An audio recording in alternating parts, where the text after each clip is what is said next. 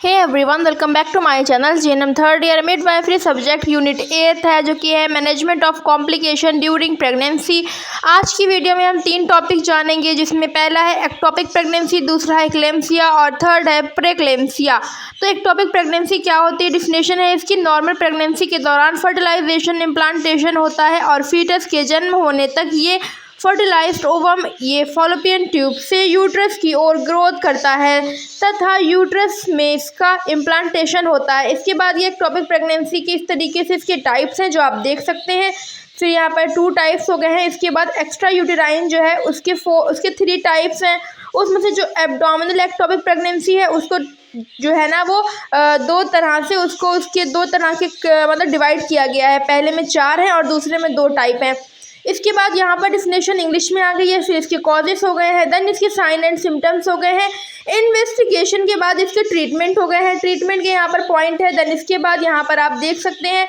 तो मैं पहले आपको बताती चलूँ, अगर आप मुझसे ये बात बोलेंगे कि मैं आपको डीपली एक्सप्लेन नहीं कर रही हूँ, तो मैं आपसे वही बात कहूँगी कि आप मुझसे बोलें, आप मुझे कॉमेंट करें तो मैं डीपली एक्सप्लेन कर दूँगी। क्योंकि मेरी एक सब्सक्राइबर ने मुझसे पर्सनली बात की है, तो उन्होंने मुझे बताया था कि जो मेरी वीडियोस होती हैं उनसे उन्हें इतने अच्छे से समझ में आ जाता है कि मैं एक्सप्लेन ना करूं फिर भी वो समझ जाती हैं।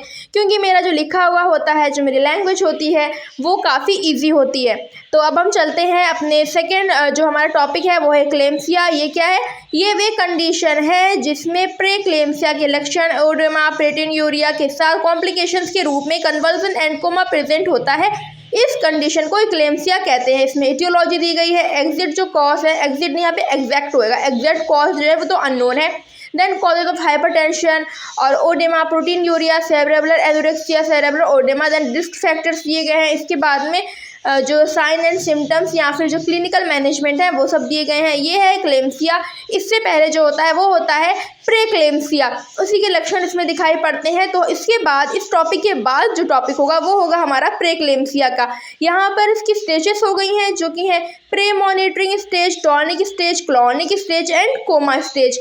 तो इसकी स्टेजेस जो लाइन वाइज हैं, जैसे जो प्रे मॉनिटरिंग स्टेज है, इसकी ड्यूरेशन है 20 से 30 सेकंड की। इसी के साथ में टॉनिक स्टेज की भी जो कंडीशन है वो 20 से 30 सेकंड की है। स्टेजेस जैसे जो फर्स्ट स्टेज है उसमें जो होगा वो कंडीशन इतनी ज़्यादा सीरियस नहीं होगी। देन जैसे स्टेजेस बढ़ती जाएंगी, जो नाम है इनके फर्स्ट सेकंड इस तरीके से होगा। क्लॉनिक स्टेज की ड्यूरेशन 1 से 4 मिनट की है, इसमें कंडीशन थोड़ी और सीरियस हो जाएगी। देन इसके बाद जो कोमा स्टेज है वो तो साफ लिखा हुआ कोमा क्या होता है यहाँ पर आप देख सकते हैं। इसके साथ में इसका ये इन्वेस्टिगेशन हो गया है, जो इन्वेस्टिगेशन किए जाएंगे।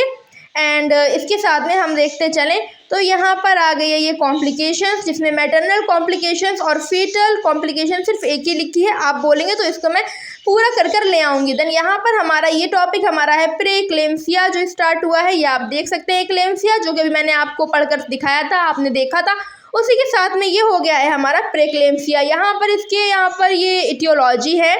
देन इसके साथ में यहाँ पर रिस्क फैक्टर्स है, यहाँ पर एग्जैक्ट कॉज लिखा है और यही स्पेलिंग होती है। एक एग्जैक्ट जो कॉज होता है वो नहीं होता है, एग्जैक्ट होता है। देन साइन एंड सिम्टम्स हो गए, इन्वेस्टिगेशंस हो गई है। अब हम चलते हैं नेक्स्ट पेज पर, तो हम देख लेंगे। और मैं आपको बताते चलूँ, इस वीडियो के बाद 2 वीडियोस और आएंगी जो कि मिडवाइफरी की होंगी। उसके बाद हमारा मिडवाइफरी कंप्लीट हो जाएगा। उसमें क्या होगा, उसमें हमारा अबॉर्शन होगा। देन चेंजेस जो प्रेगनेंसी में होते हैं वो इसके साथ में अबगार स्कोर होगा। और उसके बाद जो एक वीडियो आएगी जो लास्ट, उसमें होगा APH, PPH एंड PIH। अब ये नहीं पता कि कौन सी वीडियो पहले आएगी और कौन सी बाद में, फिलहाल आप ये देख सकते हैं। और अगर आप नए हैं तो प्लीज़ मेरे चैनल को सब्सक्राइब कर दें और बेल आइकन को प्रेस करना ना भूलें। अगर ये वीडियो आपके लिए थोड़ी सी भी हेल्पफुल रही हो तभी आप वीडियो को लाइक करें। मिलते हैं नेक्स्ट वीडियो में। Thank you for watching, bye.